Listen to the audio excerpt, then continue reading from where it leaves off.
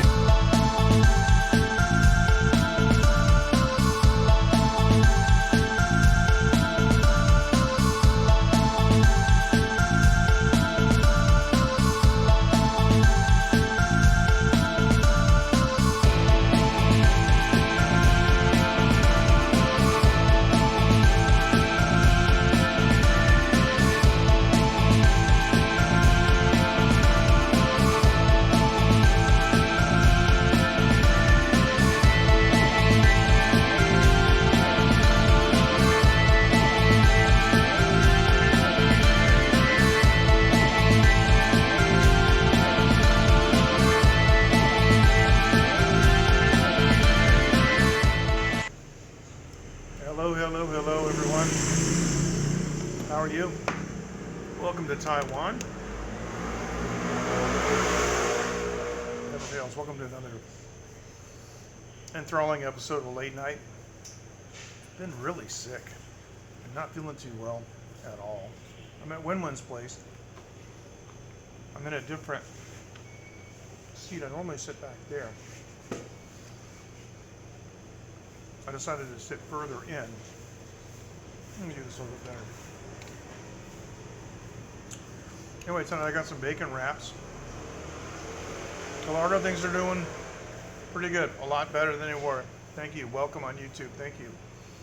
Got some beef sticks too, and they're rolled in sesame seeds. And some of my favorites, man, deep fried green beans. I got 2 sticks of each, and these are also, you can see, sprinkled with sesame seeds and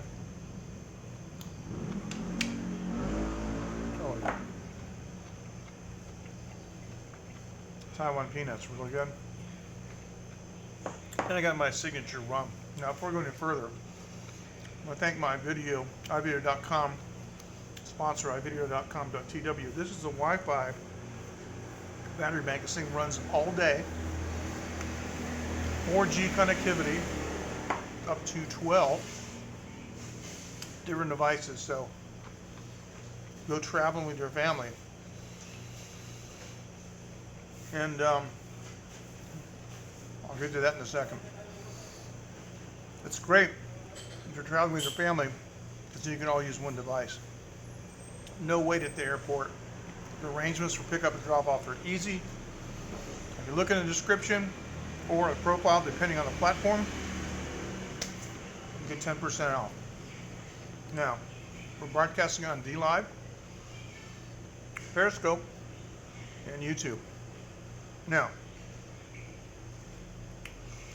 there's a very remote possibility that anyone would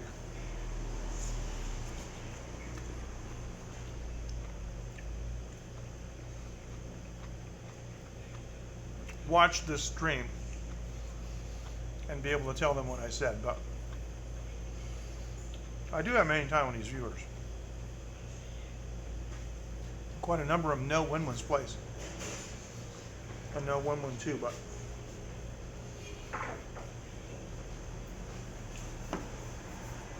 the new chef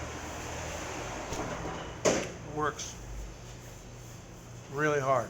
He's here in the early morning preparing food. He's open in the early afternoon. And the other night I was here and I left at 1. He was still open. It's an all-day thing. He's just, how can I put this?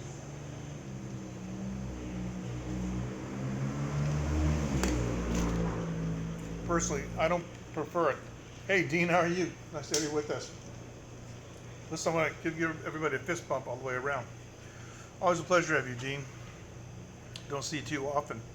I prefer the lady who was the lady who was here before. That's just me.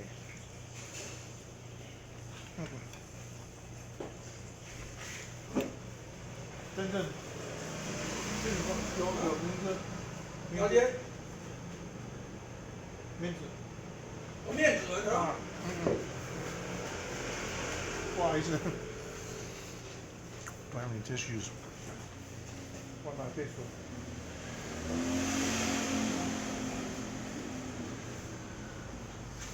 Anyway, it's a liability when you're eating this kind of food. Now the rum I got, I added the spice to it, and boy, is it good. Really, really good.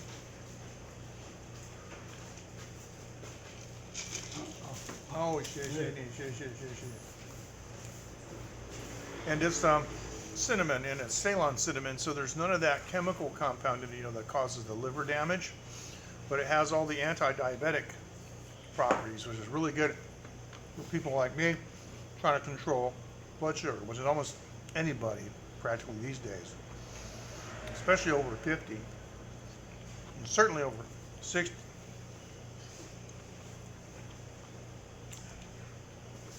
Diabetes is a world epidemic. Now, that being said, I bought a new supplement, one that I'd never bought before, and it's coming next week. Yes, that's big. And my younger sister, she's in the late night group, Dean. My younger sister and her husband own a microbrewery. So yeah, we can talk to them. I never was totally on a keto diet. For years and years I've been on a reduced carbohydrate diet, I've been doing that. I mean, I knew about that in the 90s. Imagine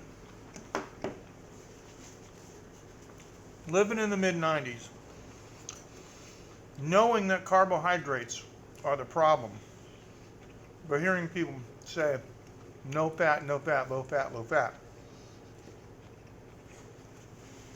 And people used to sit home and watch Jerry Springer and eat a whole bag of cookies, because there's no fat. Used to say, fat-free, guilt-free, right? But it wasn't health consequences free. So yeah.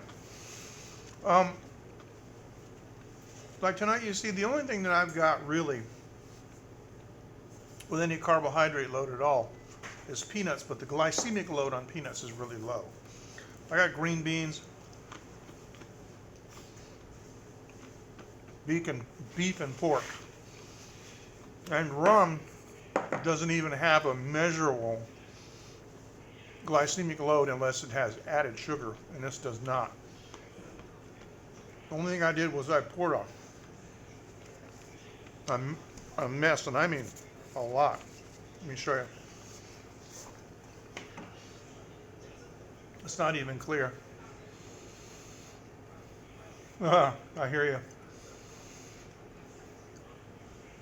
It's not even clear, see? Because it's just so full of cinnamon. But cinnamon is bark of a tree, so it doesn't dissolve. It just suspends. So you got every drink you make, you got to shake it. But this is the Ceylon type, not Cassia, not this. Like, I don't want to mention any brand names, but there's a famous brand name. You go to the store, it's all spices. It begins with an M. And you get that cinnamon, and it's Cassia.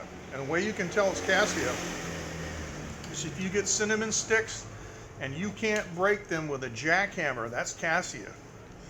I got some cinnamon sticks one time. I tried to break them. I'm like, what's going on? It's a curly little stick this long. I couldn't even snap it. It's amazing. Yeah, that's Cassia. It does have anti-diabetic properties, but it also has that chemical in it. I don't know what that chemical name is. You guys can look it up. Dr. Sears talks about it all the time. But the chemical definitely causes liver damage. And so, read their website, which I have, up the comment section. There's a lady that calls herself the Cinnamon Queen. Oh, I love your cinnamon. I eat, so much per day, and I mean, tons of it, right? And the amount that she said that she was eating, I'm not a doctor, but I would consider it dangerous. Because they say that you never want to take more than a teaspoon per day. And she said she puts it on everything. Now I understand why. Cinnamon is one of my favorite flavors, one of my favorite condiments. It's great. I use cinnamon in regular cooking. Like I've made pork and barbecue with cinnamon. It's fantastic. But as Casper, Dr. Casper Koch, the chemical engineer, will tell you, cassia is bad news. Get the Sri Lankan, or Ceylon it's called. Ceylon is the old name for Sri Lanka. It's lighter in color. You can tell right away. And it's softer. If you get a cinnamon stick with Ceylon cinnamon, it'll almost crumble. And I don't know how to describe it. It's different. I mean, it's absolutely cinnamon. But I've come to enjoy it and appreciate it more than the cassia.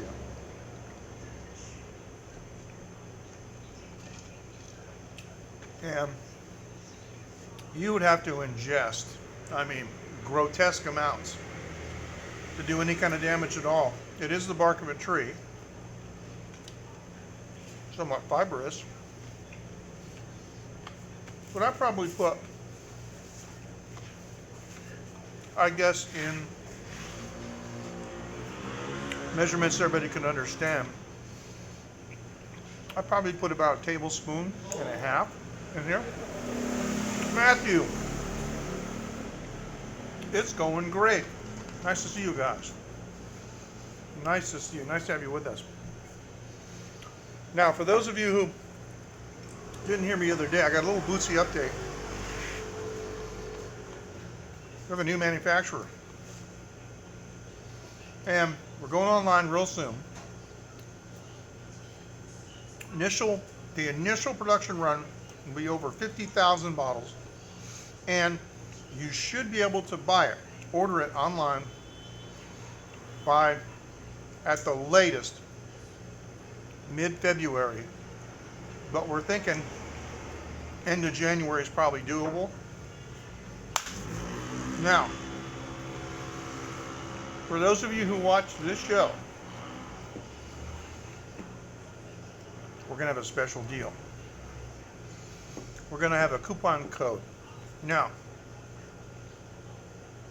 what we have to decide is, that is us, is if we're going to offer a 4-pack or a 6-pack.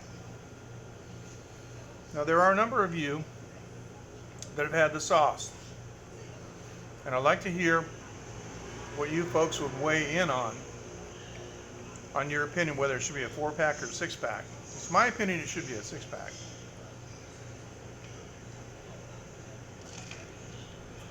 Because Bootsy is something, you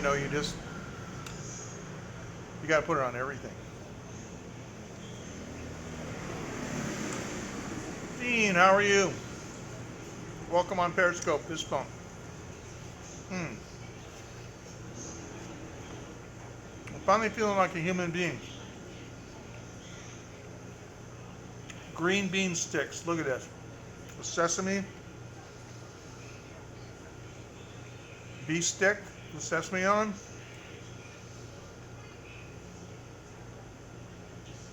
Bacon wraps with sesame. Oh yeah. I got some peanuts too. I just love Asian peanut products. Now speaking of which,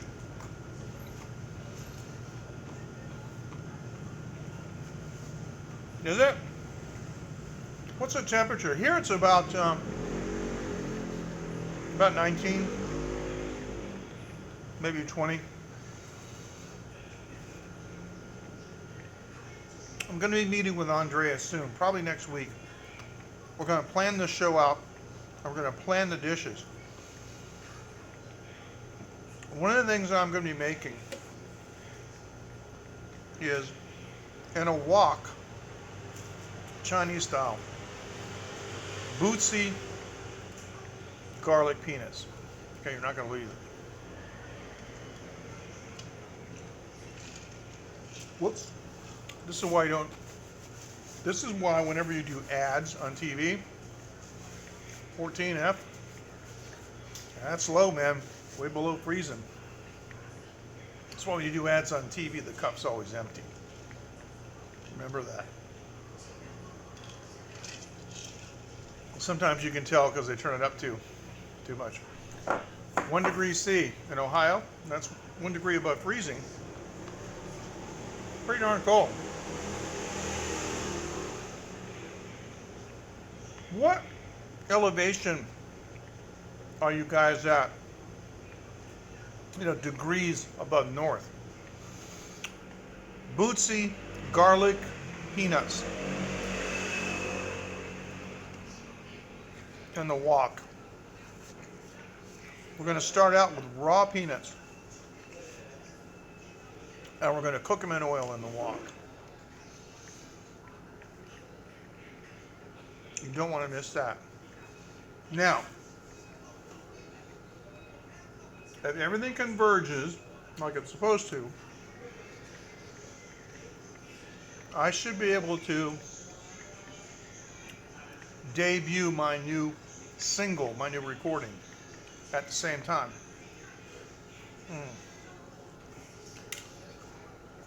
And maybe we can do it later in the show after the eating. That would be fun.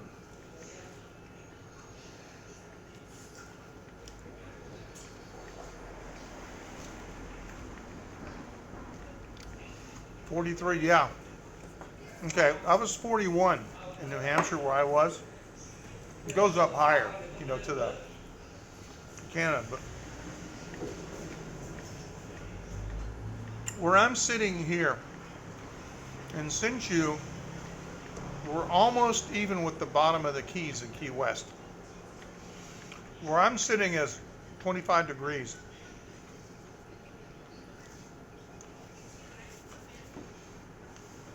Yeah. Big difference. Of course, it would be warmer if we had the Gulf Stream. There's one thing I wasn't exactly prepared for when I came to East Asia is that Pacific Ocean is cold. It ain't warm.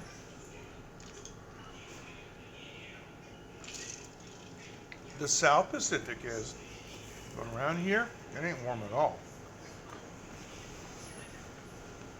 And another thing interesting about Taiwan is that the rain is always cold. Taiwan rain is cold. Should make a song about that.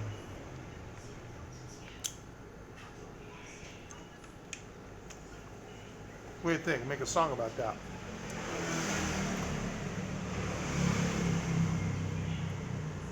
Hi, this is Steve from live in Greenland, and you're watching Taiwan Live TV with MJ Klein.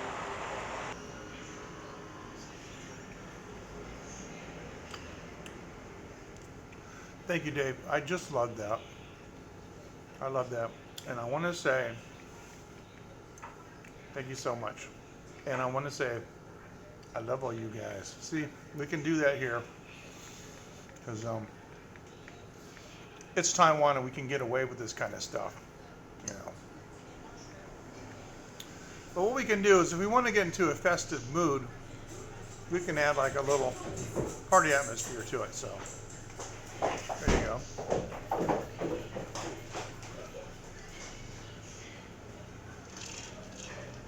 I like that. Yeah, it should be in Greenland now. Yeah, I know. Yeah, the problem is the boat would, or the flight would take him in there and they couldn't get out. He's socked in with water. I like this one because it's like bubbles. It's like lens flare. That's not bad. There you go. Kind of a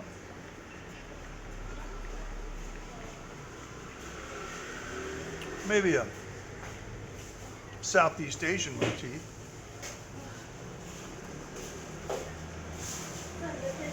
What else do they got here?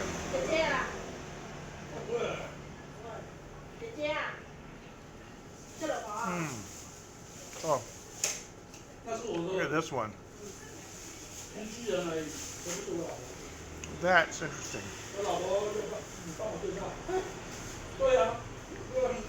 Could do that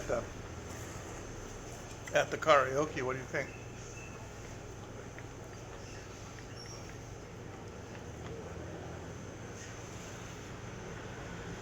So the biggest thing that's going on with planning these shows is the technical aspects. Because we may have to actually bring a computer and do a multi-camera setup with a switcher. So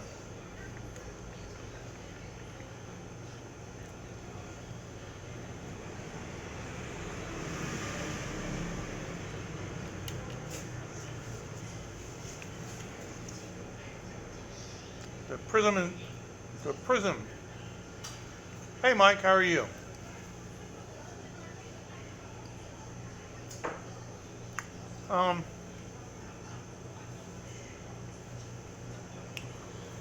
I think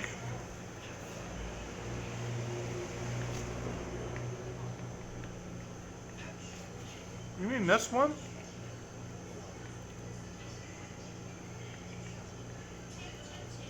No, oh, you mean maybe this one?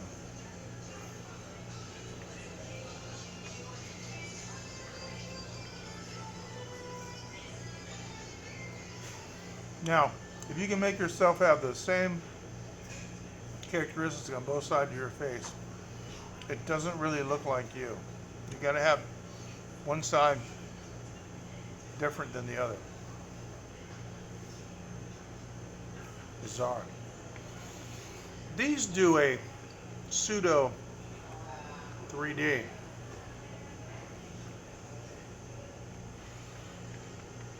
Yeah, okay.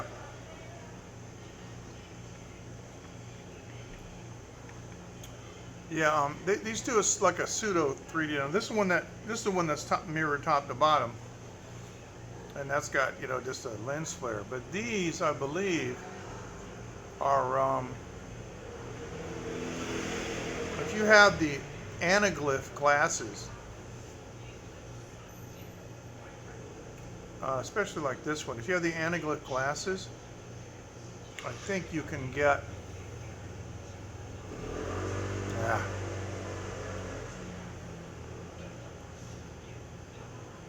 Oh no. Whatever. Now we're back to the jungle. There you go. It's not bad. I like that one.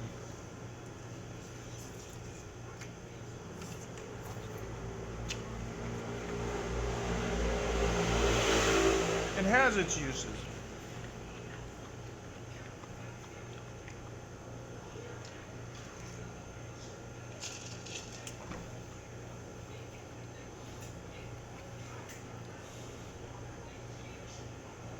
Hi, this is Rob Ebner, and you're watching Late Night with MJ Klein. That's funny. Yeah, I hear you. What's the 06?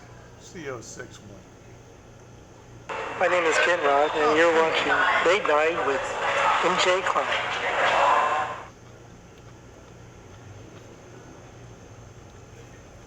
Now, I gotta do some bumpers for you guys. I'll do bumpers for you all you want. Didn't even have my big background. Yeah. I did a coffee one for Ken, but then he changed the name of his channel. So I did Coffee Time with Ken. Ended up calling it Ken Rod's Coffee Break. Oh, look at this.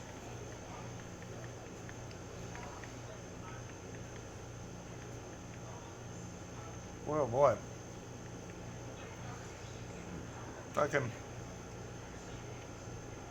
Some of them are in front, some of them are behind. That's pretty bizarre. What's this? This looks like a real party one.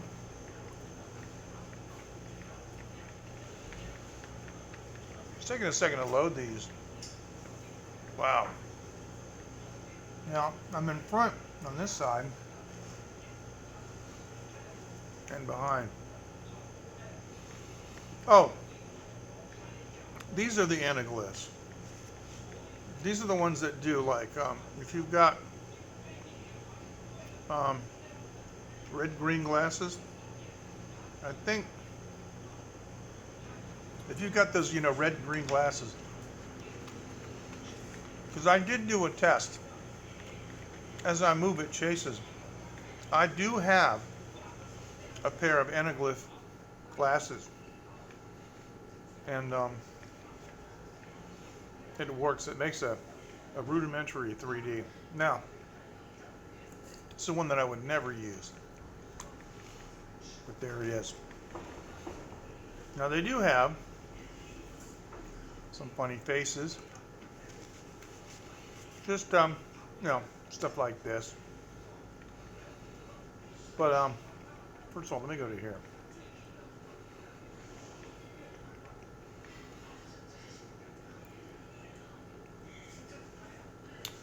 What's the one Phoenix likes?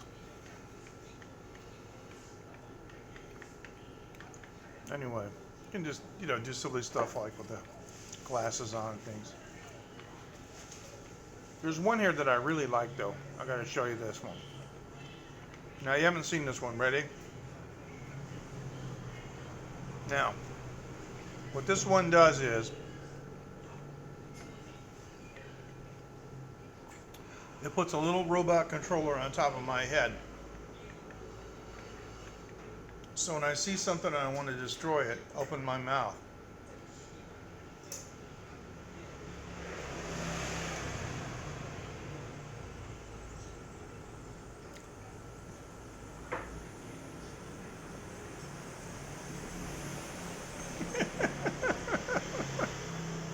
Silly, huh?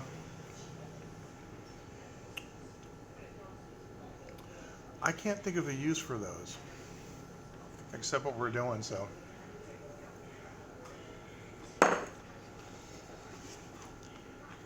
So basically, every time I open my mouth and talk, I would be destroying someone.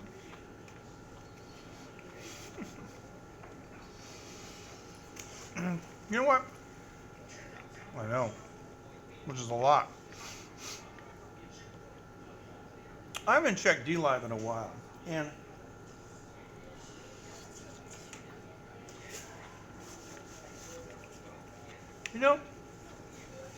technologically speaking, DLive is a great platform. The video's nice, but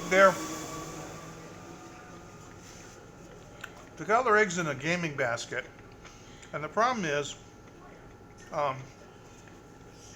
their direct competition is Twitch, and Twitch is the best in the business.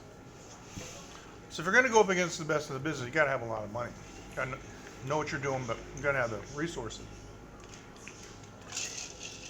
But anyway, I like D-Live, but I don't see it going anywhere. Laser vision. I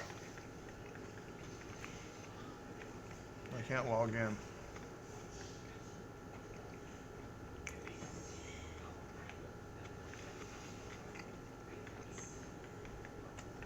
I'm on my second device. I can't log in, but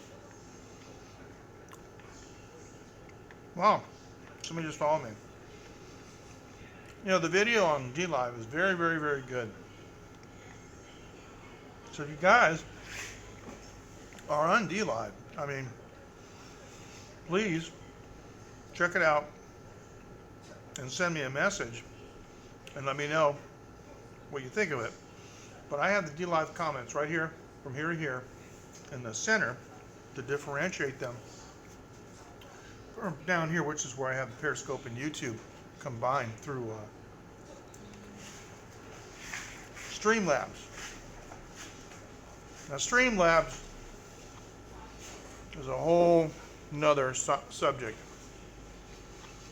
Have you guys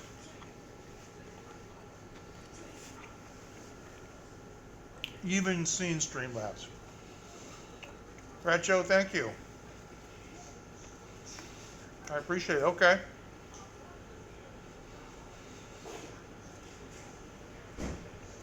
They do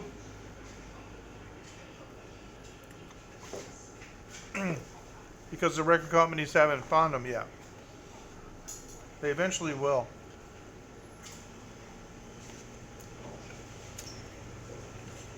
They'll eventually get to everybody.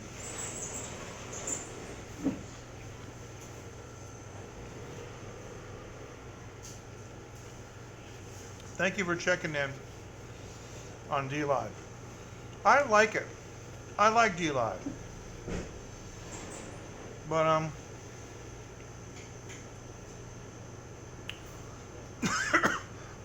problem I have excuse me, is with the business model of most gamers.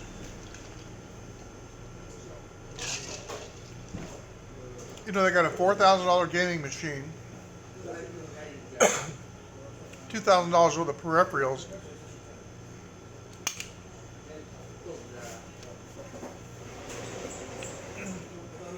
$3,000 gaming chair, and they beg for money and want people to pay them. And they call it donations, just so they can sit there and not work.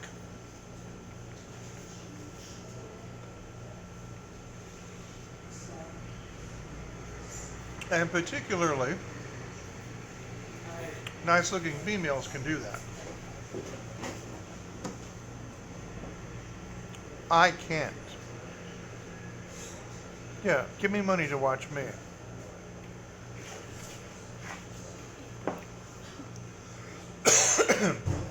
Excuse me. Now, if I bring some rock star on the show, hey, that's different.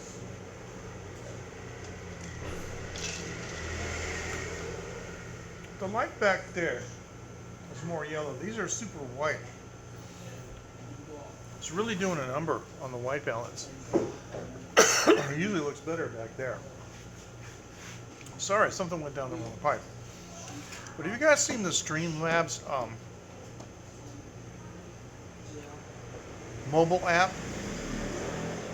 It is a mess. Now, you know I got this new device. The Xiaomi 9T Pro. It's got a super wide screen, long. No holes in it, no notch, no nothing, pop-up camera. What Streamlabs did with mobile is they made it more like the desktop. And your camera is now a source. And it pops up, you can only size it so much. So it doesn't take up, this doesn't clear out on that to quit. It doesn't take up the whole frame. Weird. Streamlabs was way ahead of its time. But again, I think they're going down the wrong road. I think they are going gamer crazy. Elgato is the same thing. They call themselves Elgato Gaming. But they make the Stream Deck. They make lights. They make green screen. They make all kinds of stuff that non-gaming broadcasters can use. Excuse me.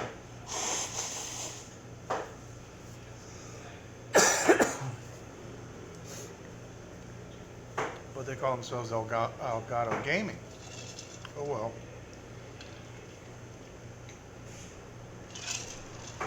So, even Restream.io, when you want to start a stream, you have to title it. You enter a title in, and it propagates the titles out to all the platforms that support changeable titles. And then it says select the game.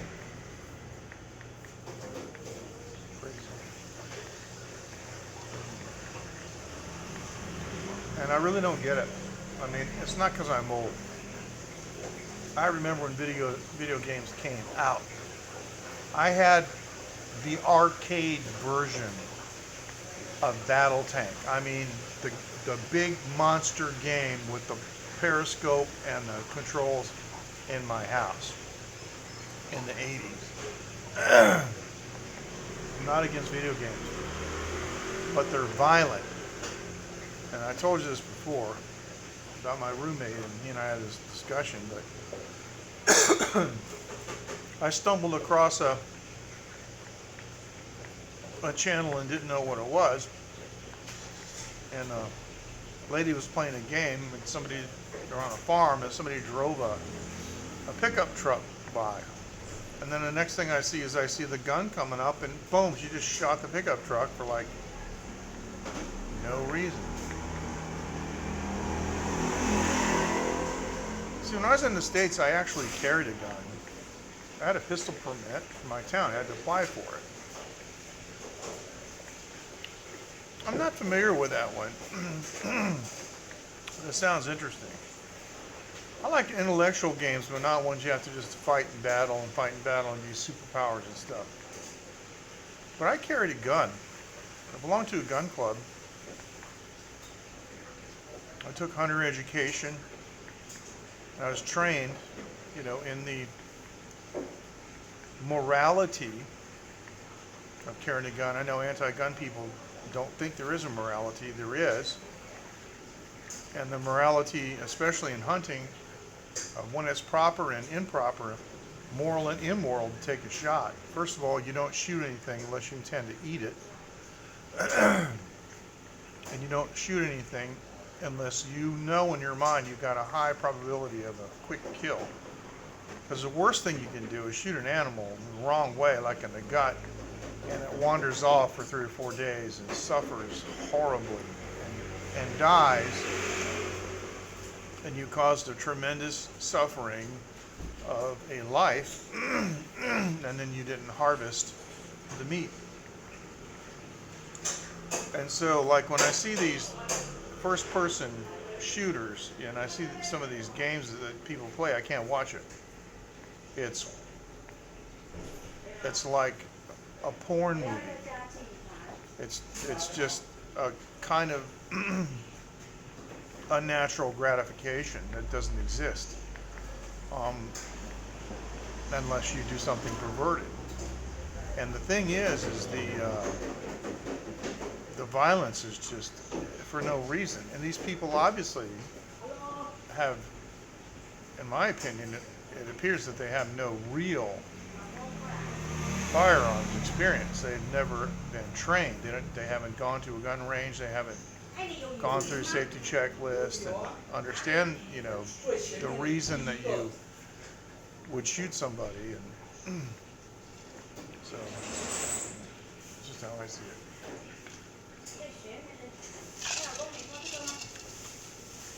And now, I think, hopefully, by this time in history, people will finally admit that violent video games have negatively affected society. You know, it's like a chef. Anybody who's ever worked in a chef worked in a kitchen with a professional chef knows that the chef can do stuff with hot pots and pans that you can't do. I saw a guy grab like a hot plate and just move it. You know, he didn't hold on to it, but he picked it up and moved it. And the thing was screaming hot, and it would have burned my fingers to a crisp. Yep, that can't be good. Can't be good for that person. Because his fingers have been seared so many times that he doesn't feel it. And that's what happens. The human conscience can be seared like a piece of meat. You ever think about that? You justify the wrong thing that you've done enough times, and it desensitizes you and allows you to do things like that chef that you ordinarily wouldn't be able to do or shouldn't do. It's like guitar players, you know, like my fingers are all calloused. You look at the tips of them, they got calluses all over them, you know, and I can pick up a guitar and play it, but my daughter will go, "Oh, Papa, I can't." My, wife, anybody who picks up the guitar, they press 2 strings and they're done. No, I can't do this. Yeah, that took a lot of discipline and a lot of effort, to build the tips of my fingers up to where that they could take that kind of abuse all the time. And so there have been cases where I have used my fingertips to touch something hot to push it away. It's a good example of that right there. So I'm just telling you that if you sit home and play shoot 'em up games all the time, it doesn't mean that you're going to get a gun and shoot somebody up. It just means you're okay with it. And if you're okay with that, then you might be okay with things that are lower down on the scale, like maybe smacking your wife or your kids. I'm just saying. Once the conscience gets seared, it's really like if you have an area of the body that's been burned, it loses its sensitivity.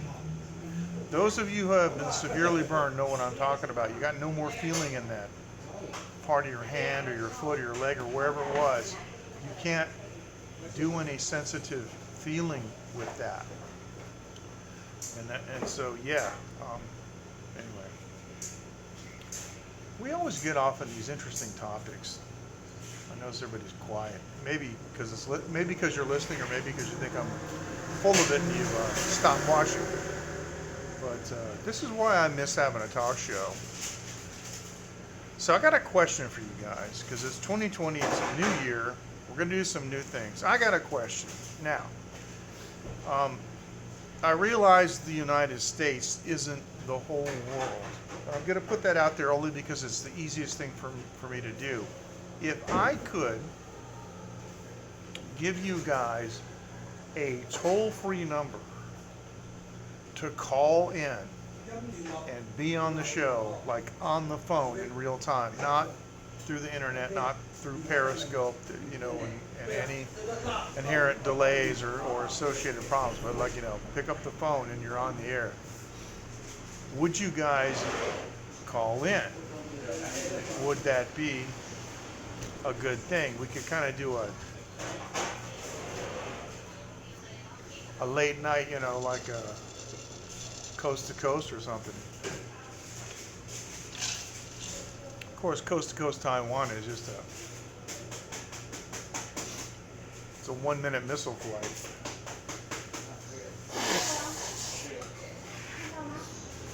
You guys think about that for a second, okay? You think about that. We'll be right back. Step aboard. Tickets. Step aboard. This is the final boarding call for the 451 Express. This is the final boarding call for the 451 Express. Welcome aboard. I'm your conductor, Coco. And our next and final destination will be Taiwan. So sit back, relax, and enjoy the ride.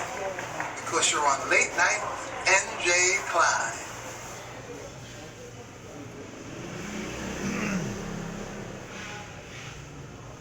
I gotta re-render that because the video is out of sync and I don't know why.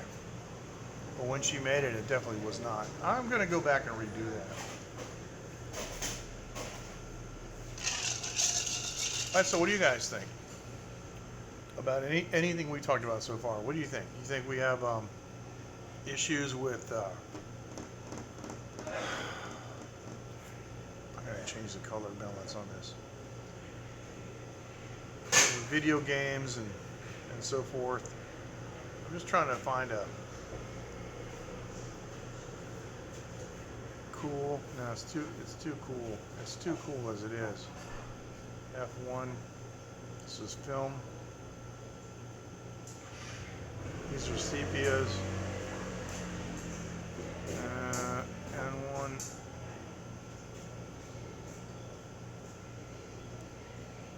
Nah, I guess nothing. This is really like I'm seeing almost a green hue because of the fluorescent lights. So we're done. I devoured that food, so I'm all yours.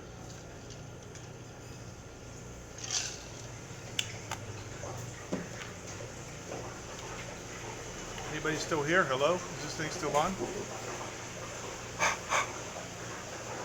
Anybody still on here? Yeah.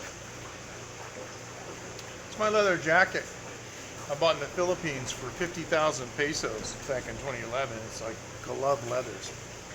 Smooth, very soft. And it's warm. And it's weathered really nice over the years, but I can only wear it for a certain number of months during the year because it's really too warm.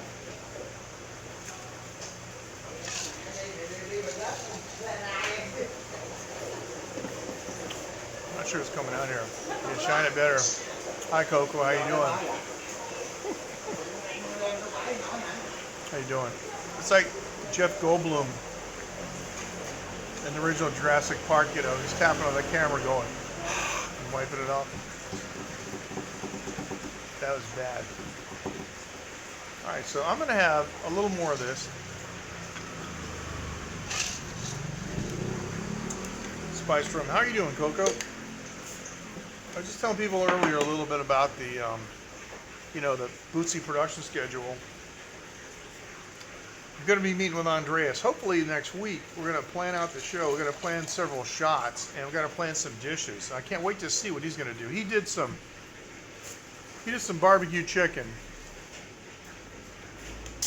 and he didn't show me the pictures. But no perfect apps. Yeah, I know. That's why I think I got to make one. I'm going to tell you right now, it doesn't cost that much money to run a live streaming platform. The day-to-day payout on a live streaming platform is remarkably small. What costs the money? Yeah, okay, good. What costs the money? And you saw that one that I was using, that was a YouTube alternative, okay? They're working on live streaming too. So if they get their act together on live streaming, that might be a good platform. But on a day-to-day basis, it's easy. What costs the money is having the office and having the programmers to debug and to keep everything running because bugs always surface.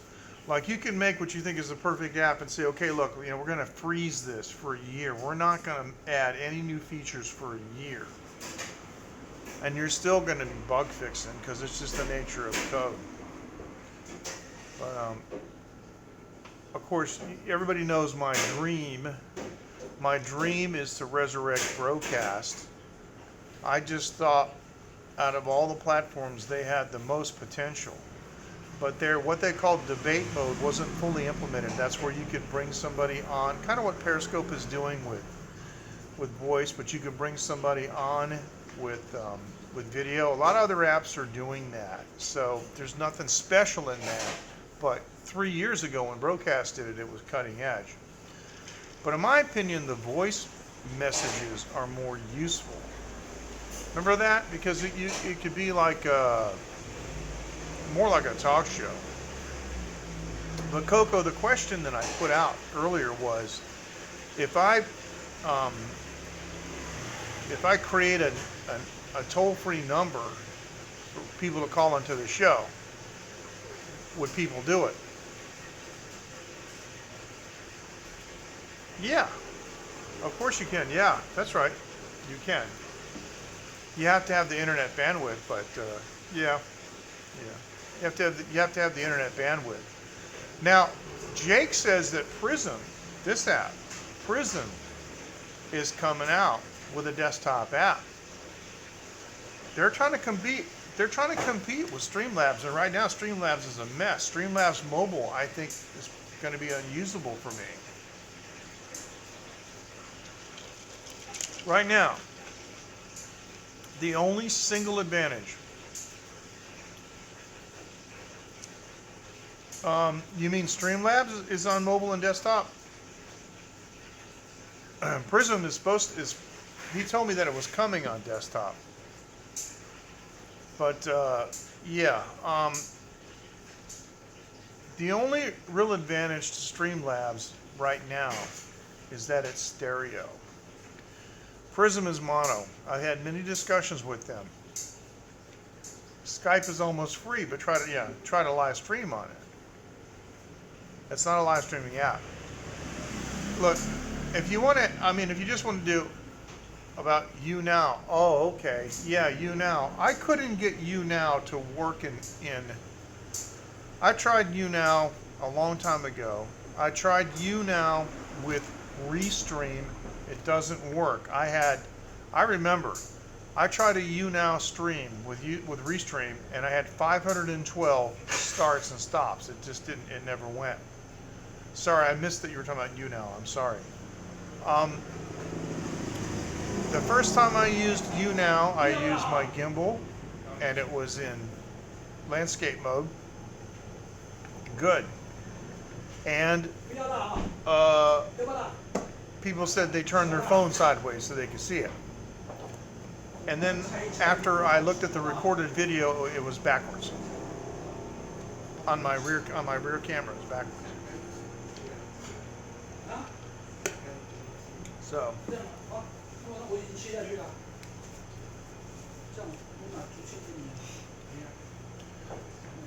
Streaming to who? Look, okay, let's clear one thing up. Virtually everything is streamed. You watch a YouTube video, it's streamed. You're listening to Spotify, it's streamed. That just refers to the delivery on the internet. What we're talking about is what they call broadcasting, which is really narrowcasting, but broadcasting to multiple people or to a site where multiple people can watch. And as far as I know, you can't just open Skype, turn it on, and have the world be able to find you and find your broadcast. Now maybe I'm wrong, but I don't think you can do that yet. But if you just want to do a point-to-point call, or a group call, Duo from Google is the way to go. My new phone came with Duo installed on it, and I used it with my sister, I used it with my wife, and it's fantastic. So,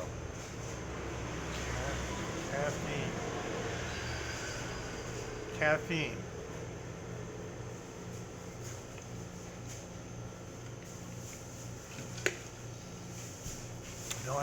caffeine. Was that correct? So yeah, that's the name of an app. That's cool. Another site. Oh, caffeine is another site. Okay, cool.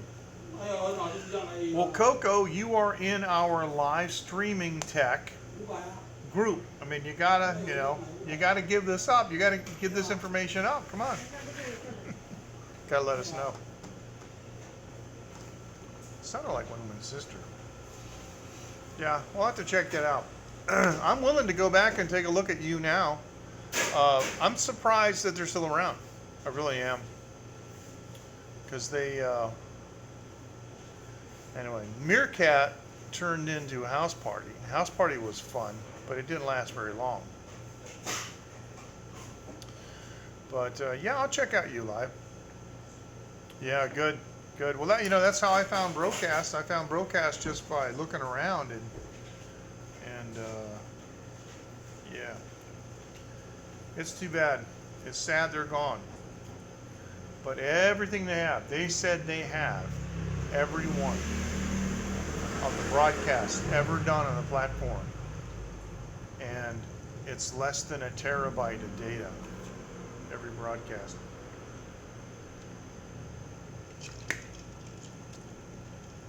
I wonder if they would give those to me.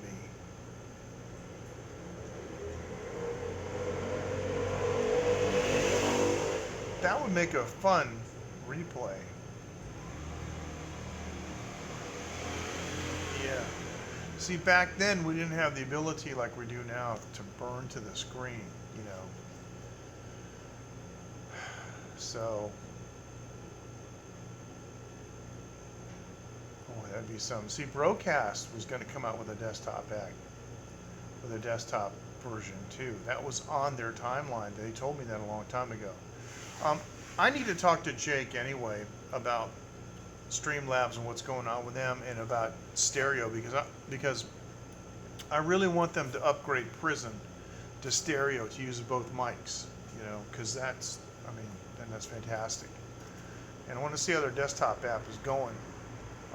And if we are able to get that going for the Bootsy barbecue cooking show, that'd be fantastic. Because Coco, I don't think you were here when I said I think I'm going to have my single, my new record, finished by that time, and I could debut it. See, in my studio, I could do a special mix, like without the lead vocal and without the lead guitar, but the other entire mix just as it appears on the record, like a TV mix.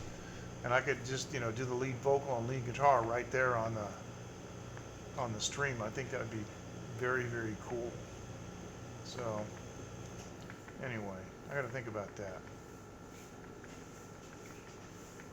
Gotta think about that.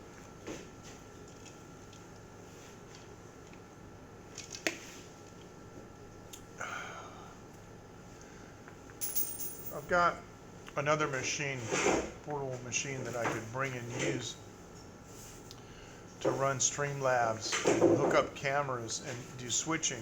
With the Streamlab, it'd be a custom setup just for that show. But it'd take a day or two to get that working. But yeah, that would definitely be cool, and we could restream, to all the platforms and be in stereo too. So that's the other thing when I do if it works out that I can debut the new single at the same time, then yeah, of course you want that in stereo, obviously.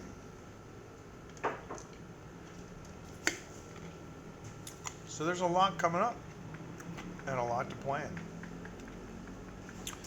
But the good news is when we do this show, we're going to carefully plan it so that it'll happen probably on a Saturday our time, which would be early afternoon.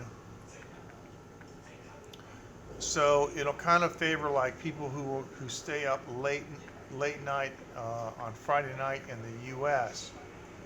and also Europe can view. We want to get the maximum amount of live viewers. Of course, replay viewers are okay too. we'll see.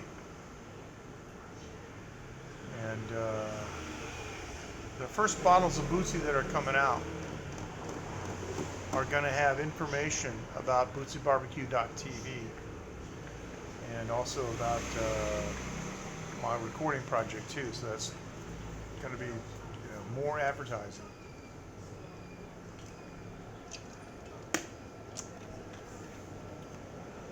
All right, anything else? So Coco, you give me some things to think about. I got to check out You Now again. I got to check out Caffeine. Sounds good. I'm looking forward to it. You guys take care. And who knows, maybe you'll see me on You Now. Who knows? If they got their act together, they got it straightened out, why not? I'm always open to new platforms. I'm using Africa TV, I'm using DLive, other things, and I'm using Periscope. Nobody's my favorite right now. I'm really not too happy with YouTube and some of the stuff that they've done lately, the 100, or the 1,000 viewer limit on live streams from their app. Okay, well, forget it. I'll just use somebody else's app. I don't need to use your 480p app, and Periscope is neglected. They're not even mentioned anymore by Twitter, so who knows what's going on. So, but they paid a lot of money for it, and I don't think they're getting their money's worth out of it. But, all right, you guys take care. Thanks so much for joining. We'll see you next time on TaiwanLive.tv. Yeah, it is. It is rough out there. But Coco, I promise you this. When the Bootsy machine gets rolling, we will be able to put what we know should be done into an app and do it the right way and get the financing to do it. Because that was the big problem with Broadcast. Broadcast had the ideas, but they didn't have the money. Their investor pulled out. That's why I never went to Dubai. I got invited by the president of the company to go to Dubai. They had arranged to take my wife and my kid. They were going to apply for the visa for my wife. I can go in myself on a U.S. passport, but a Taiwanese citizen needs a visa. They were going to do all of that. They had all set it up, and at the last minute, the investor pulled out. They had no annual business meeting. They shut them down, and that's what happened. They ran out of money. If they had money, well, it would have been, well, they may, in fact, not just because they listened to me, but because they were open to listening to streamers in general. And I happened to be one that had made a connection with them. I honestly believe that they could be the top platform right now if they had kept going. That's what I think. Because their attitude was right. I mean, you guys don't know how many times they had, we had direct messaging contact and did get, I did a lot of testing with them, so. Oh, really? Oh, man. It happens. They run out of money. But I used to do a lot of testing with them. We would use, an instant messaging service. And they would, tell me, okay, hang on, go to this URL and, and stream something and set your encoder or this. And I was privileged to work directly with the engineers on Broadcast. It was nice. So, and I have a really good relationship with Jake. He's a very polite Korean young man, and he's smart. Really smart. He really knows this game. And he's been listening, because I told him, I explained to him, I said, listen, nobody captures Africa TV. You capture Africa TV chat, so you could burn that on the screen. And I said, you got Twitch, you got everything else. You could own that sector. And that's something that I never understood about business people. When they don't know that they can own a sector, they need to do it. If they can own a sector, they need to go own it. They could be the stream boss. And he said that they've been having some very serious discussions. And the indication, now he didn't come out and say, but the indication is that they are investigating the feasibility of comment burn from all the platforms that you connect to. So that's nice. Welcome back, Dean. Where'd you go?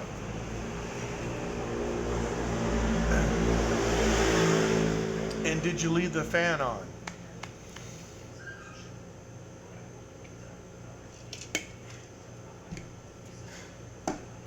Yeah, see, I wrote to Africa TV. And I said, do you have a pop-out? Do you have a pop-out chat box? Or do you have a URL that I can use to capture chat to burn? They said, nope, we don't offer that. But, relaxing attire. So I guess you could say it was retired.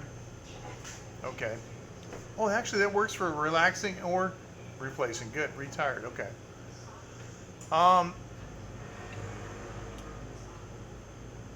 So they don't offer that. But you know, if you use Prism and you stream to Africa TV, you see the comments through the API. So it means it's possible to get them.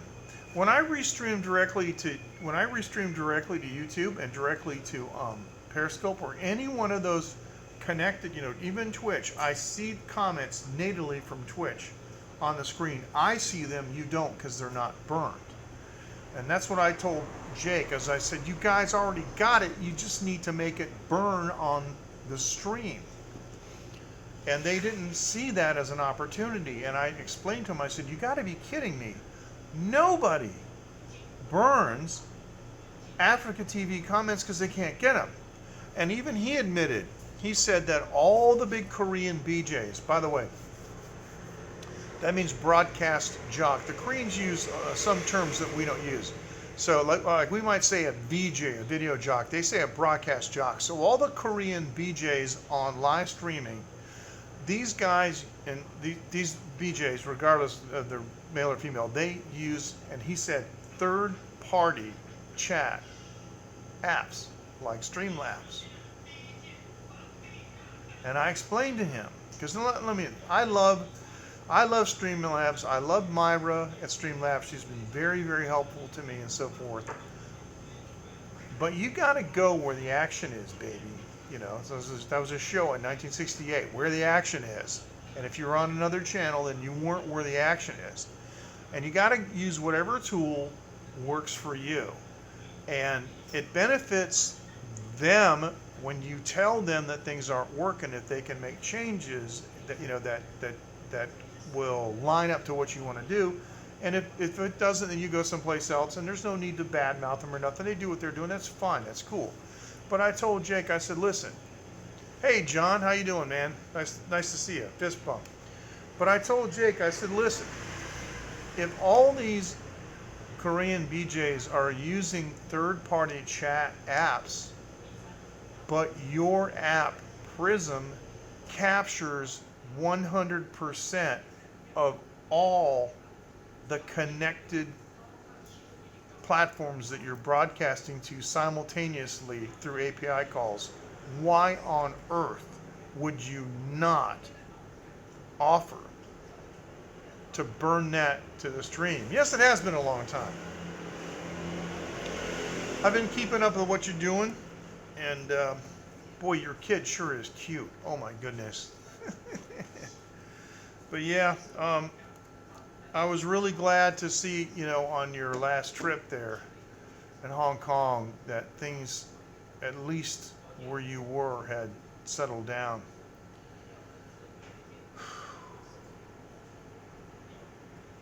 Yeah, it's a sad situation.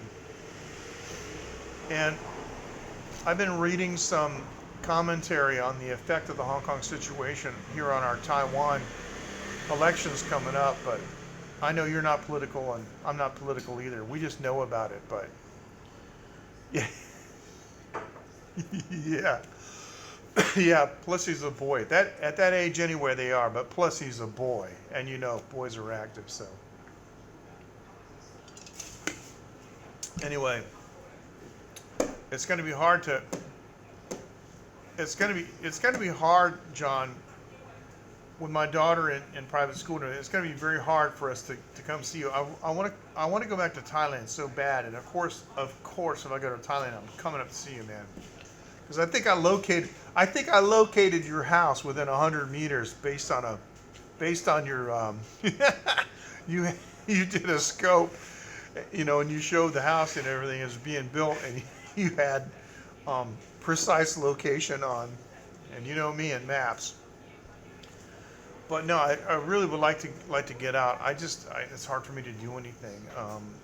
I got an opportunity to go to Australia if I want to and work with Jack Dalton, and yeah, she does. But whether they coincide with our cash flow is a whole nother thing. But yep, I can talk to my wife about that, definitely. I'm going to be doing some stuff with Jack Dalton. I don't know if you heard, John. I reconnected with, yeah, I think you did. John, I reconnected. So you're in the late night group, and I don't know if you missed it or if you read it, and it wouldn't surprise me because I put it on mute so it doesn't make noise. But I reconnected with a musician in my high school band, and he's now in Australia and he's doing quite well. His name is Jack Dalton. And he's incredible. And so now that we've reconnected, I mean, he's the first thing he said to me was, "Welcome home, brother." I was like, "It's amazing," and he's, it was really fantastic being back in touch. And so now I got this new record that I'm working on, and he's a bass player, man. Amongst other things, a multi-instrumentalist and a fine singer. So I'm going to ask him if he wants to take a crack at doing a bass part. So yeah, and there's opportunities for me to go to Australia and do some like guest shows, at some of the concerts he's playing at. But anyway, in the late night group, John, I posted his music video, "For Your Love." Jack Dalton is spelled with a J-A-C. Music work, yeah. There's some opportunities there. I'm careful with what I get involved with,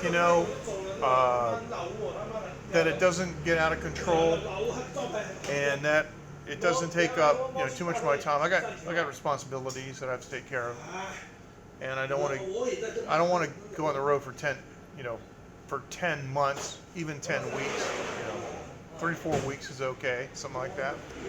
That's what they make music videos for. Eventually, we'll have a studio that we can live stream everything from and just stay at home. So that's what Rodney Dangerfield did. Rodney Dangerfield made all these self-deprecating jokes. Oh, my wife, she can't cook. In my house, we pray after we eat. All these jokes, right? About his wife and stuff, but he was a family man, and he, like Dean Martin, contrary to what people thought, he was home every night, and he didn't want to go on the road, so he opened his own club, Dangerfield's, in New York, and that's where he did most of his work. He would do short little stints out in Vegas or other places around the country and in some place around the world, but he would always be short time. He would come back and he was home with his family, and that's the kind of stuff that that I would be doing. So it's one of the reasons I built a studio in my house, to spend time away. And John, you can speak Chinese, right? So I call my studio work my内裤公司. So it's like underwear work. I should call it the Neiku Studios. So yeah, literally I put my Indonesian batik pants and go upstairs and cut a guitar track, and it's just so relaxing, and it's in my house, and I can take a break and whatever I want, not have to go anywhere. Whereas if I had a building somewhere, and I went over there, and I was just spending too much time away from home, you know. Brian May has a studio in his house. I haven't been there. I've seen lots of pictures of it. It's pretty cool. Looks like he's got an SSL console and Genelec monitors, but it's got enough to do, you know, whatever you want. It's right in his house, so yeah, it is cool. It is cool. And John, next time you come, man, I'll take you up and show you, okay? And because I've got a digital console now with automation, and it's really something to watch. We're talking about many different things, and streaming and gaming and all kinds of crazy stuff and stuff that you really like. But I would really like my wife to meet your wife too. And we want to hug your little baby and smother him with kisses because he's gorgeous. He's fantastic. And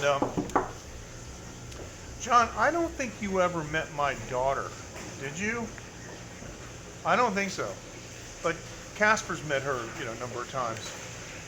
I think Casper's probably, and Dave and Osaka spent a really nice afternoon with the whole family, and he met Phoenix. And Phoenix loves Dave too. I know she would love you. But Casper has been over, because he comes to Taiwan quite regularly, and I think he's been over more than anybody else. And yeah, it would be easier for me, but yeah, it just depends if you want to, like, you know, lay out the cash. But no, I do want to go back to Thailand, and I should talk to my wife. But I haven't seen him, but I talked to him a couple of days ago. He was in Taiwan, and he was very, very strapped for time. Actually, the funny thing is it turns out that his office, where he's based out of in Jubei, is very close to a place that my wife and I go to every week, because my wife has a bank account, the bank right there. And he was at the Louisa Coffee, and my wife said, "I think I just saw your friend from Holland, Casper." I said, "Really?" He said, "Yeah, she was walking down the street and saw him in the Louisa Coffee," and so I texted him, and it was him. He was just too busy. So he's got some plans going on that he's told me I'm not going to reveal them, but he's got some plans. They're good stuff coming up. So he's laying low, and he's getting ready to, as they say, bust a move somehow. Welcome back. So what'd you do this time? Change a headlight? Dean keeps popping in and out. So maybe he's got microwave popcorn going. I don't know. I was getting ready to press the end button, and you guys came on. This is great. That's what usually happens, though. The last half of the show is always better than the first. But all the food's gone. And I don't want to drink any beer. No, I'm not going to drink any. That's all we're doing. No, he is. But, you know, he works hard. He works really hard. And that's the thing. So, guys who are hard workers, I mean, I was a very hard worker in my youth, and now I don't work as hard on purpose, you know. It's natural. So, I'm going to be 64 pretty soon, guys. But it's just a number. But I also wanted to say, we're talking about Phoenix. Phoenix also loves cocoa. And it's amazing how many times Phoenix will talk about cocoa, and, you know, just like everyday conversation or something like that. And she'll take a picture, we'll take a picture or something, and she'll say, can you show that to Coco, you know?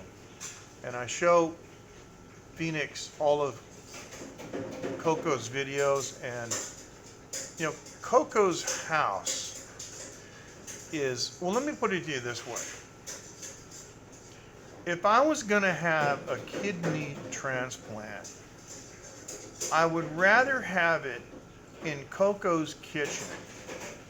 It is just a number. I would rather have a kidney transplant in Coco's kitchen than I would over here at the Cathay operating room because Coco's kitchen is cleaner. I mean, it's done in, it's a beautiful white color. It looks like a movie set. It's bright, but it's soft. And she pans around the kitchen, and I'm like, it looks like it's never been used. She uses it all the time. She's just meticulous about cleaning it. And there's something about Coco. I don't know if Coco's still here. It's probably better if Coco's not here. Don't want to embarrass her. There's something about Coco. Coco's the kind of person that when you first see her on camera, you like her. You go, oh, this is a person. It's just like me. I can relate to this person. This is a real person. This is not somebody putting on some kind of facade or something. You know, she's just like, she'll tell, it's just real. And she has that realism. And that's a very desirable quality for a broadcaster. I mean, Coco could make it on national TV. I have no doubt. Because I used to work in national radio, and I know what they look for, like for voices and so forth. And so, anyway, so that's my take on it anyway. So, I know, John, if you were to come to Taiwan, that Phoenix would like you. Coco in the group, Coco's Journey, and it's spelled with an A on the end. Coco, aka Val. Let's see. Is it this one? Yes. This is Coco. Hello, my name is Coco, also known as Val, and I live in North Carolina. Yes, I am in the Carolinas. And I just want to welcome you because you are on Late Night with MJ Klein. That's Coco. Everybody knows what I'm talking about. But yeah.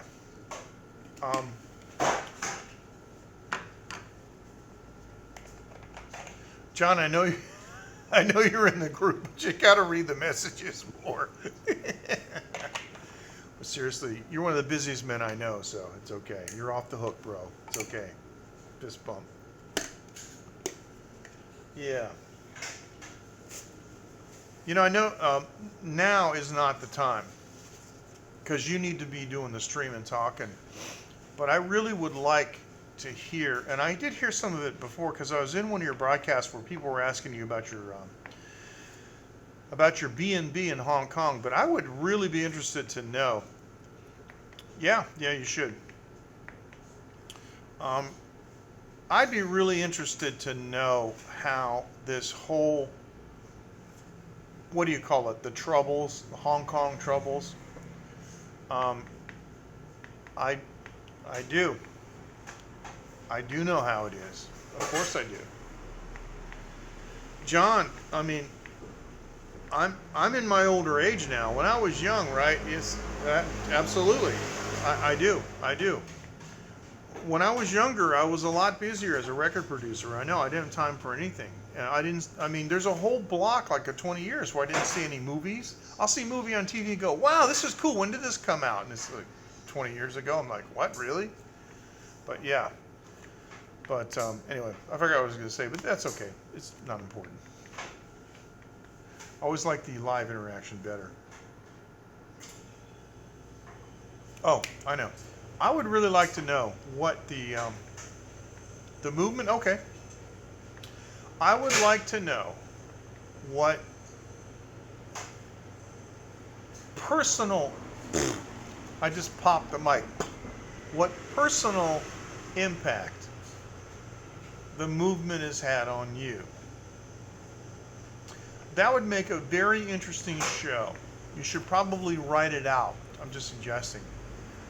You know, like do like a kind of an outline, not an essay, but an outline. Because I know you moved to Thailand because your wife is Thai, and it seemed like the right thing to do for your family. Good husband. That's what we do. But you also have to admit that when the movement happened, it was a lot better that you were in Thailand and not in Hong Kong. And you could come back and kind of stay loose you know, and then split real quick. It's not like you had a bunch of stuff to pick up and you know, take out. So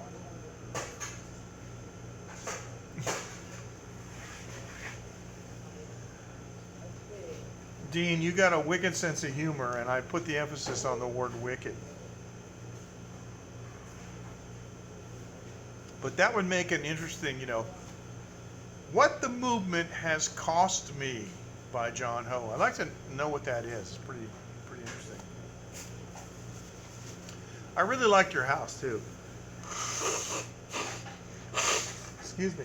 So that scope that you did, John, where you showed everybody the house, the residence and stuff, that's really cool. Just, where's the broadcast studio? I missed that part. Gotta have it. Gotta have the broadcast studio. But yeah, my goodness. Well, at least Prism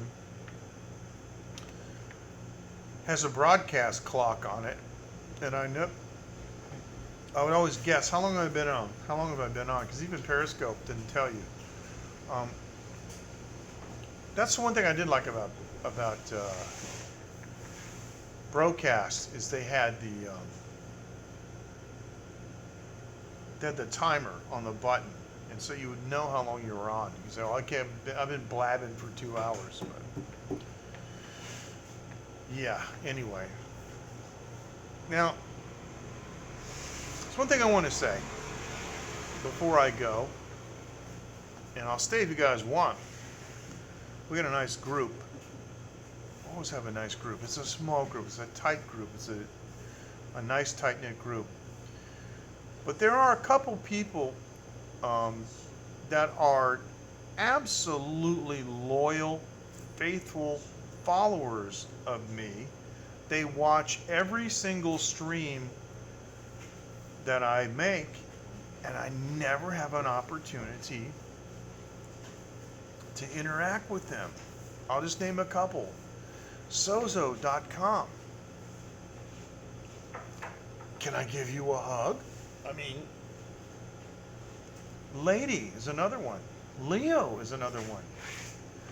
These folks are always in my replay list, but I don't have a chance to ever, you know, have them come on and say hi and talk to them. You know, I want to hear your story too. This thing that I do has never been about me. Yeah, I like to tell you what I'm doing and all that, but it's not about me. It's about, hey, let's get together, let's do things, you know. If you find it interesting, I'll tell you. If you don't, we'll talk about something else. You know, and I open the floor to other topics. Sometimes I want to stay on a certain topic, but no, like tonight, it's totally open. And so I just want to say, I know that those individuals are going to be watching right down to the end, because they always do, that I want to thank you. I appreciate it. I don't think I deserve that kind of loyalty. I don't think I'm that good of a broadcaster. Hopefully in the future we'll have better content. But at least there's one thing. I will never lie to you. Even if it hurts me, even if it damages me, even if it makes me look bad or makes you hate me, I won't lie to you. And that is the truth.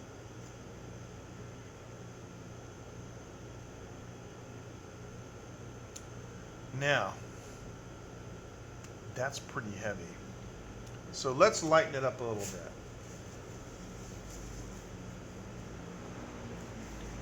Let's see.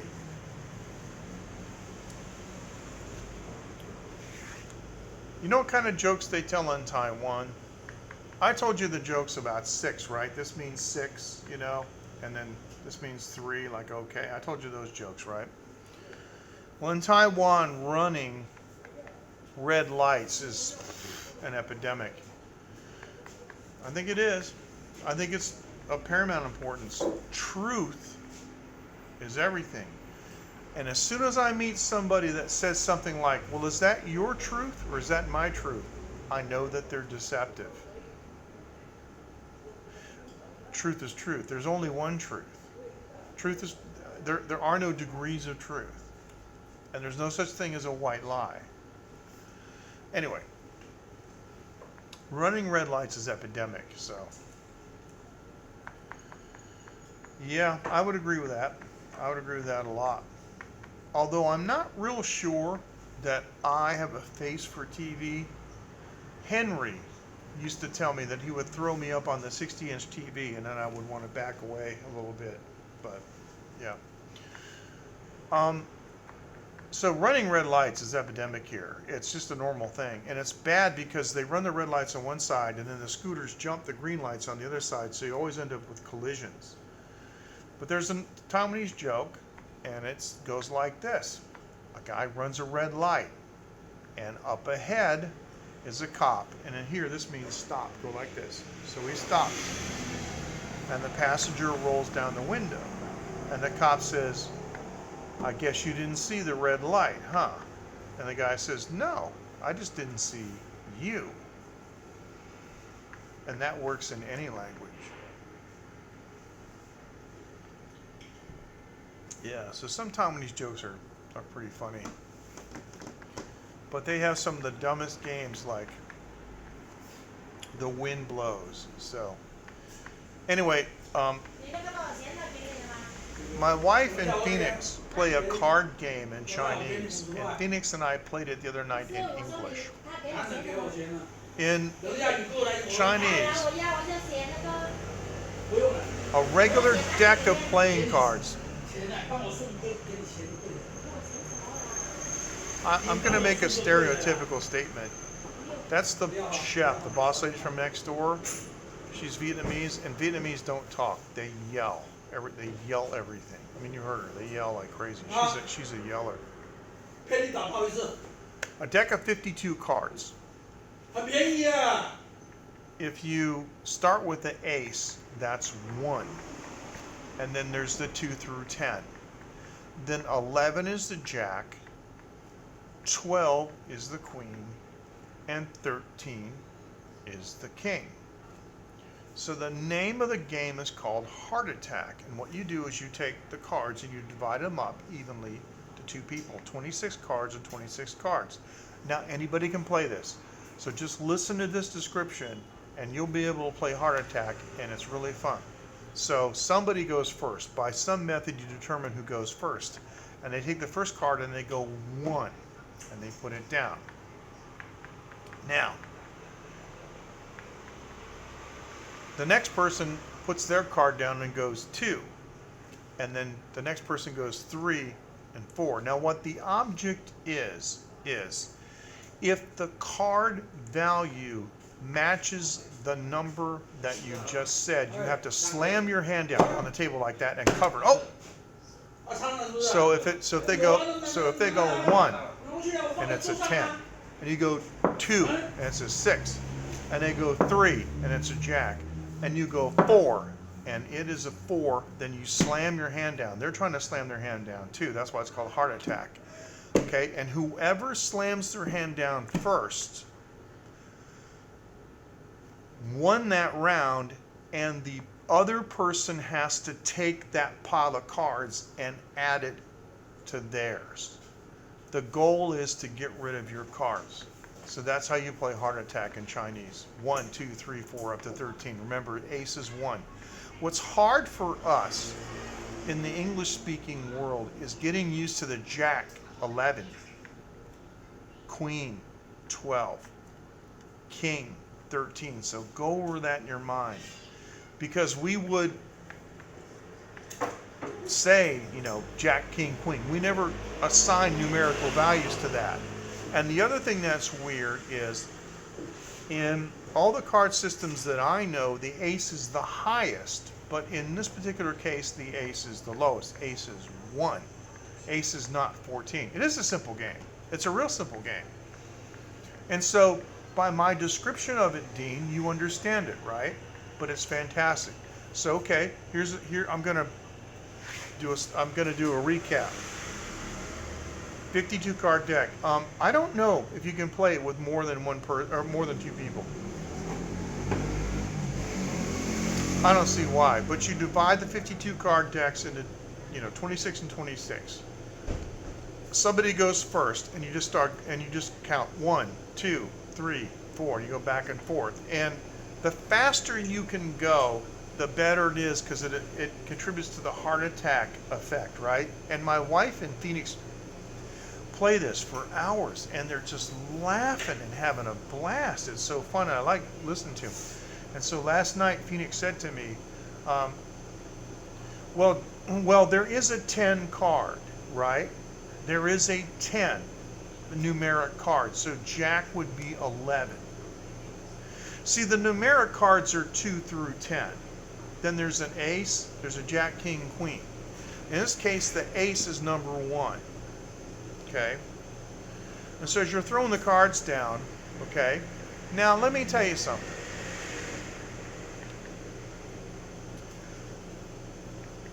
If you're playing the game in English, I don't see any reason.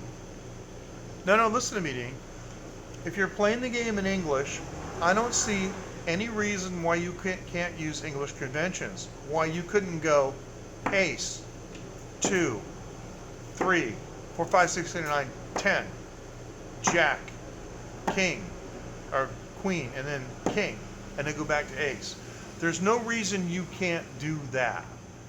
They just do it in Chinese by numbers because Chinese people are used to the numbers that are assigned to those cards, even the base cards. So I guess what I'm saying is, if I went back to the United States and I was teaching that game like to my sister, I would just call them by the names that we use in English, which is what you do in any language, right?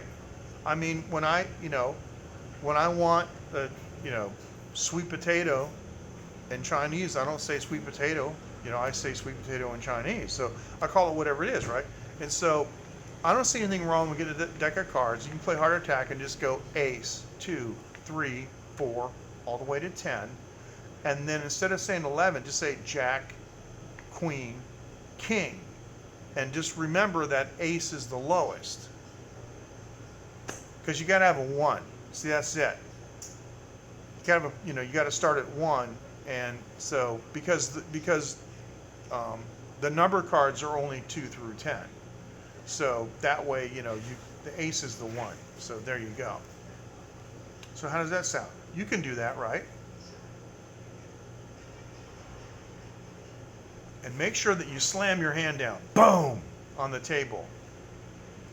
So the game is called Heart Attack. Literally, in Chinese, it's called Heart Attack. Pretty funny. So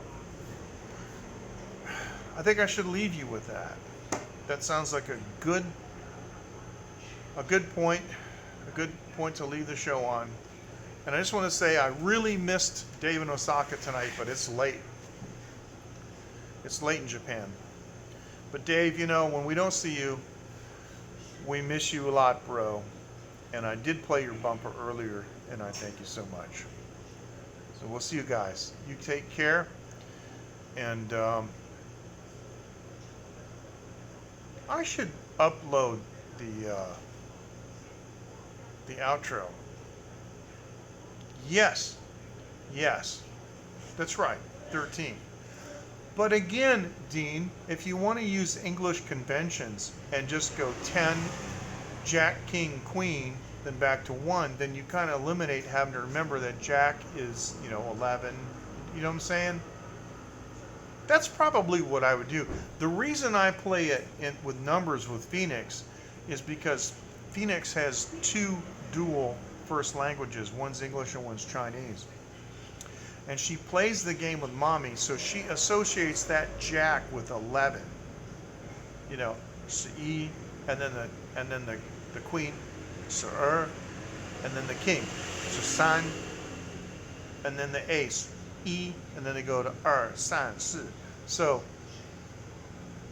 for me to insist that Phoenix use the English conventional names for the cards would probably be unfair. She's a little kid. So if you're gonna later on show your wife, your family this game, Dean, I would get the cards and I would just use the names. I would just say, okay, here's what we're gonna do, honey. We're gonna go ace, 2, we're going to say 3, 4, 5, 6, 7, 8, 9, 10, Jack, King, Queen, Ace, 2, 3, 4. Because that's what we call them in English. And it doesn't matter. It doesn't matter if you call them Mo, Larry, Shemp, and, you know, Curly Joe. It doesn't matter as long as everybody knows what they are. So that way, yeah, all that matters is that the card that you throw down matches the designation that you just said, whether it's an ace, king, queen, jack, or a number, and then you slam your hand down on the table, boom. And whoever slams their hand down on the table has won that round, and the other person has to take that pile of cards and put them, don't shuffle them, but put them on the bottom of the deck as they are, you know, in the correct face, you know, face up. So, you know, and so that way, and so that's how it goes. And eventually one person will have no cards left, and that'll be the end. So as soon as they go blah, blah, blah, blah, and you lay down your last card, you won that game. So that's how it is. Heart Attacks. Pretty cool game. Does that make sense? You know, using the English conventions, does that make sense that way? That's what I would do. I mean, you know, now that I think about it. Because when I played with Phoenix, we played with the Chinese numbers.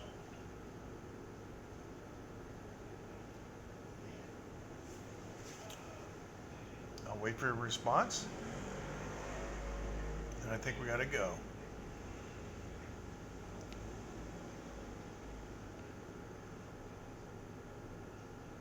No.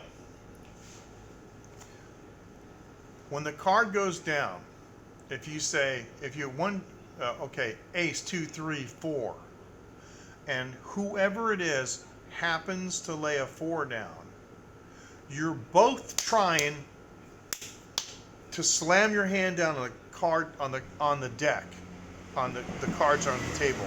That's why it's called a heart attack, because it scares people to go bam, right? The person who gets there first wins that round, and that means that the other person has to take those cards and add them to their pile of, see, they started out with 26, okay, and they're going off cards, boom, and boom, they lose.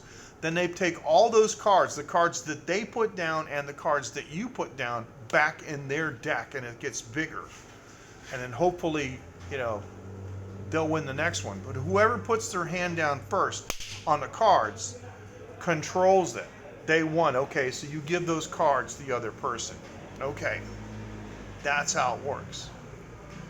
But eventually it'll get to where you're going back and forth, and one person's got to, you know, that it goes like this, right? Okay, so one side goes smaller and one side goes bigger, right? And then yeah, and then as you're going through, they'll go, you know, ace, 2, 3, 4, 5, 6, 7. I'm out of cards. I won. So whoever has the least amount of cards wins. But it's called heart attack because you slam your hand. You got to be fast, and it's really one of those games where you're saying a number and looking at another number, you know. There's a lot of games like that. Whether you can, and they do that with spelling too. Sometimes sentences will have 2 words that are doubled, like the word the, and people don't notice it's there. That's the kind of game that it is. And so it's really interesting when you're going, you know, 1, 2, 3, 4, 5, 6, 7. It's a 7. And it takes you a split second to realize that it's a 7 and we're on 7. But it doesn't work if you go 1 and a person goes 2 and you go 3. Come on. 4. It doesn't work. You gotta commit to putting them down. 1, 2, 3, 4, 5, 6, 7. Okay, you got the card. So yeah, that's how it works. So that's why it's called heart attack. And that's it. That's a Chinese language game. It's a game they play here in Taiwan. And it's a lot of fun for any age. All right, so any other questions about heart attack? I think we should go. It's been a pretty long string. No idea how many followers, or excuse me, no idea how many views I got on Periscope, but when I do like a 40-minute Periscope, I got about 35 views. But sometimes if I go over an hour, it goes up over 1,000. It's kind of strange. I don't know why, but take care. Thank you very much. You guys take care. We'll see you next time on Taiwan Live TV. And you know what? I haven't done this for a long time. Bye-bye.